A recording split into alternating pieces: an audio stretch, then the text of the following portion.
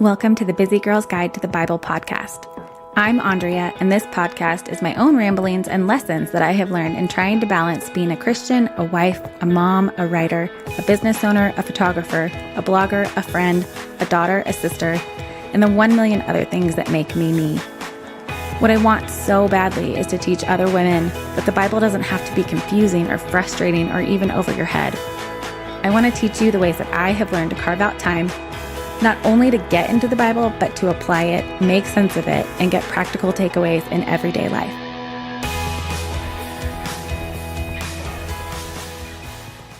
Welcome back to the Busy Girl's Guide to the Bible podcast. I am so excited that you're here this week with me.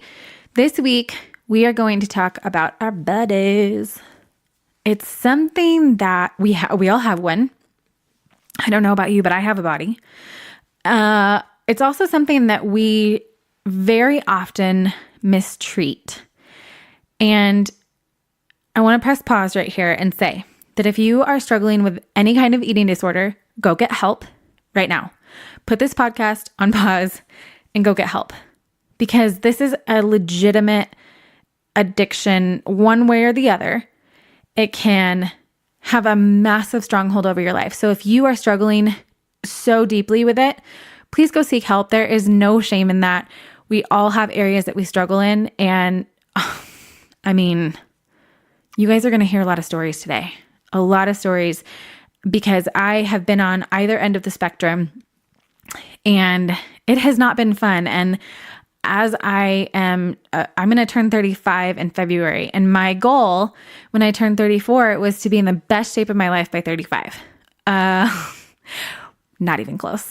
So as I've spent some time over the last year not caring, and now going back to, oh my gosh, I just want to be healthy and I want to be well and teach my kids that, I want to walk you guys through what has gone on in my life, where I have fallen and where I've gotten back up, and also how we can just simply incorporate wellness and health into our lives every day without feeling like, oh my gosh, I have to throw out all my Oreos and I'll never get to have a Diet Coke again. No. It's all balance. Everything in seasons. I wish that I could go back and tell my teenage self how good I had it then, because there were no stretch marks. There was no C-section shelf. There were no saggy boobs. But, you know, when you're in the thick of it, you don't realize what you have. The grass is always greener. But I know that as a kid, I had the metabolism of a horse. Like, I could take down Big Macs without breathing because my metabolism was just going crazy, and I was running and doing all the things and always playing, everything, every sport, all the things. But when I got to junior high, hormones changed. And I also got less active. And then that carried into high school years. And I don't know that it really bothered me in the first couple years of high school, because I really didn't struggle with it. And I still had an okay metabolism. I remember wearing these really cute overalls, actually. I know that makes no sense, but it's true. And hey, they're back. But I know that when I got to the end of my junior year, I really started to be aware of my body and how I was not a skinny toothpick cheerleader. I had hips, I had boobs, I just, had a normal feminine body. But it was suddenly bad, which is so dumb. So dumb, because the skinny stick girls were like, man, I wish I had boobs and hips. But it wasn't until my senior year that we got uniforms that year. And let me tell you that big booties do not look good in pleated khaki pants. So I was suddenly very, very aware of my body. And I decided that I would cut my calories and I would run, and I could drop the weight and be done. And I did. I would say probably in about 6 to 8 weeks, I dropped 15 pounds. I felt better. I was running every day. and I wasn't as ashamed of my body.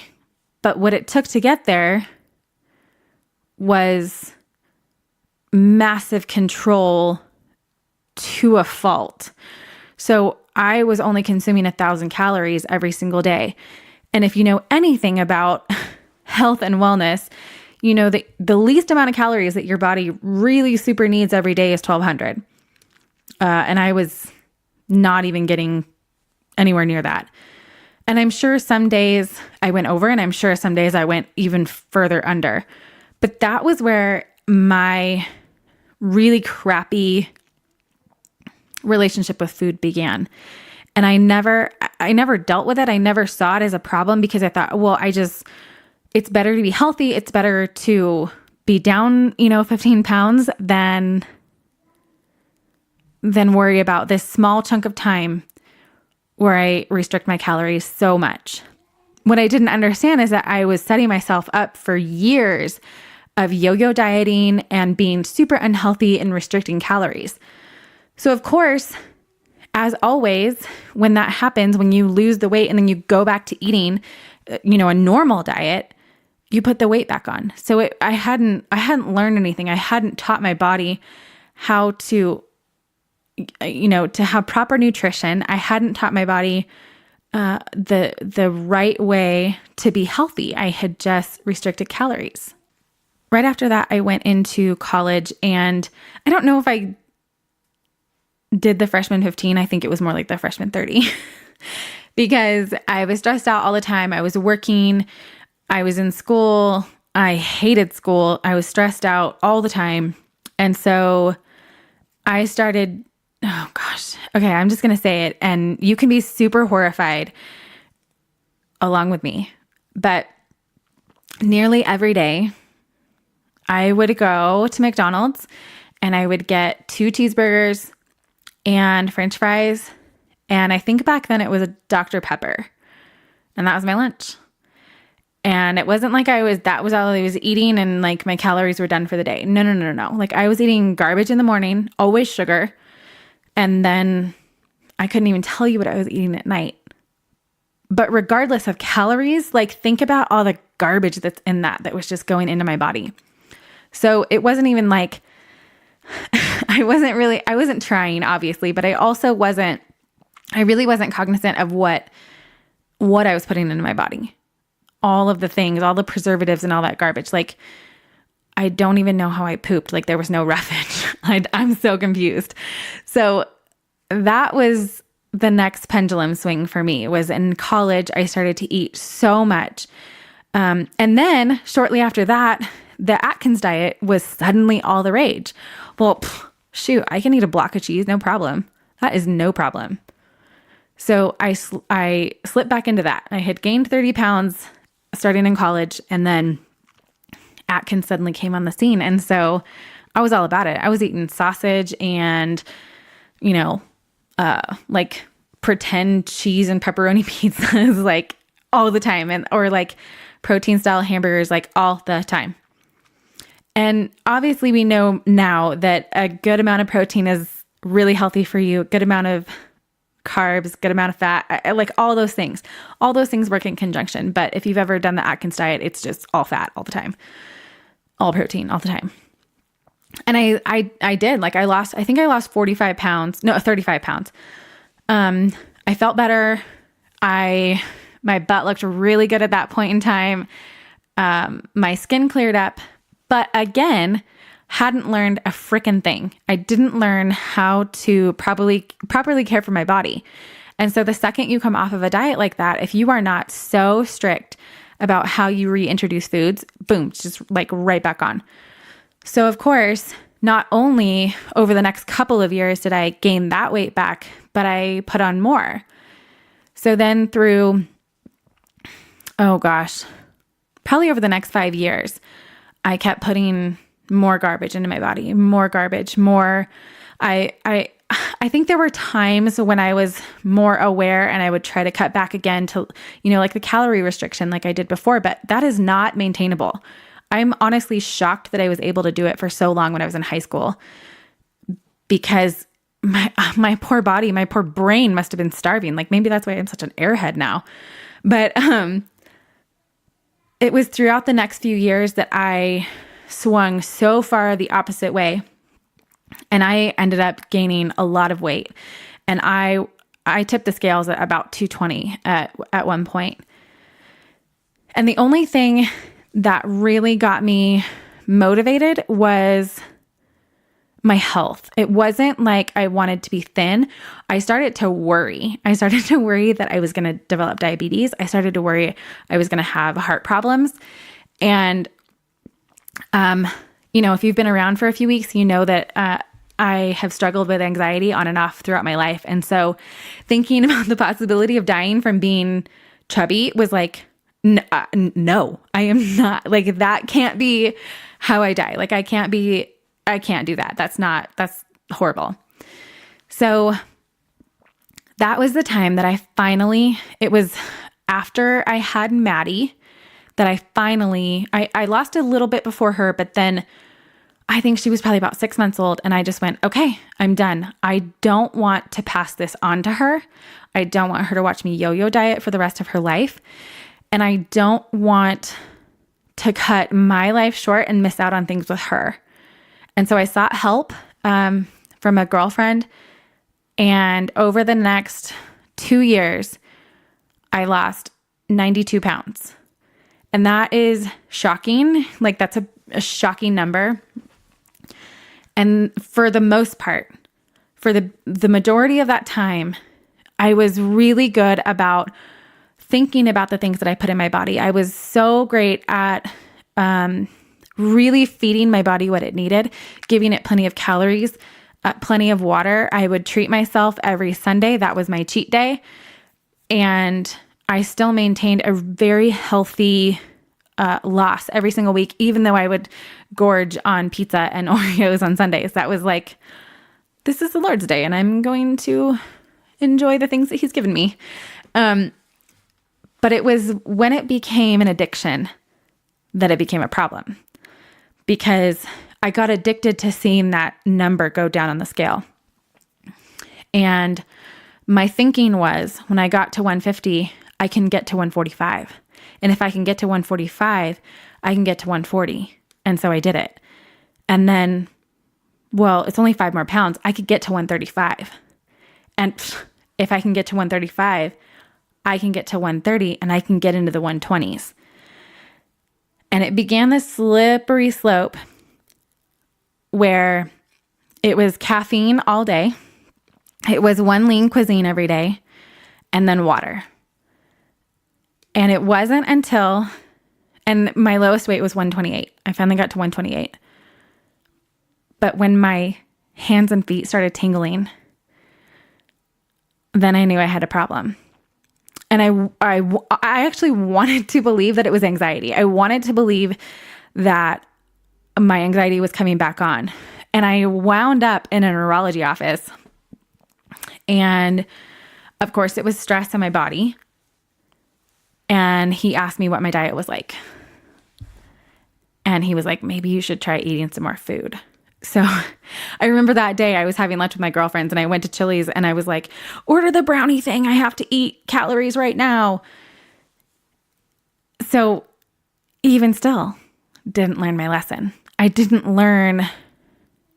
had never mastered, and I still haven't mastered the art of, food not being a reward and it not being the say all end all about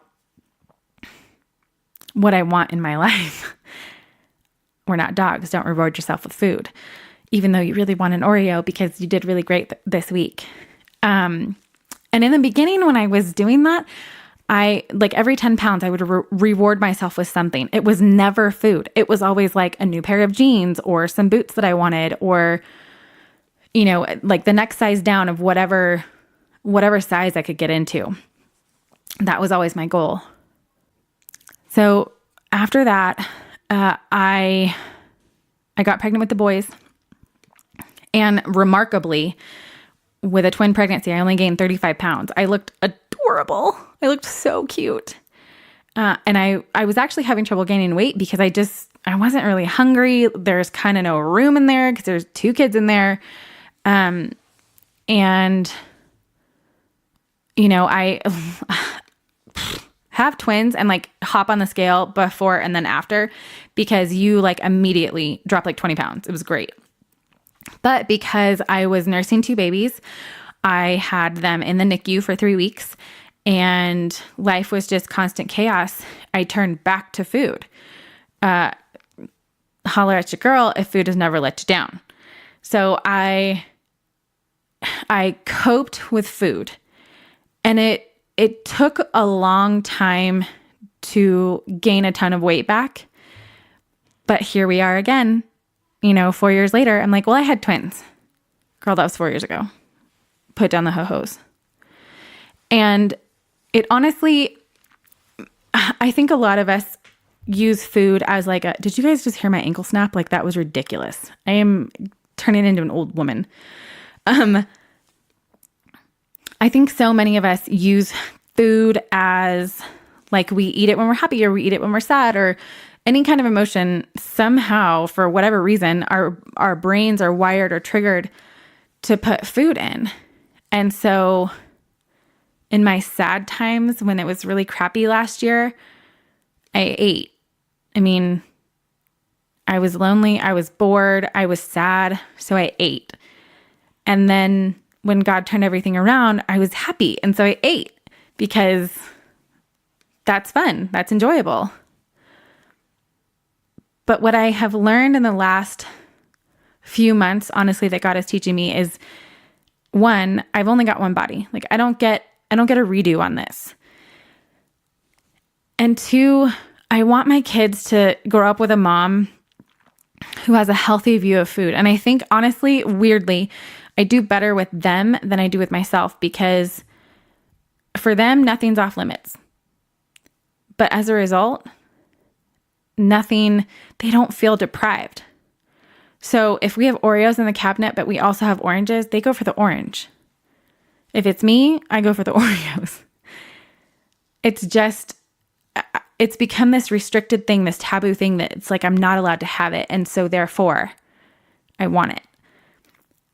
And I don't know if you follow me on Instagram or not, but a couple weeks ago, I shared a horrifying picture of my body in a sports bra and some pants, just bearing it all. Like, hey, this is where I'm at. This is my struggle. And I'm really tired of it. And hey, would you hold me up? Would you keep me accountable to this? Because I want to be healthy.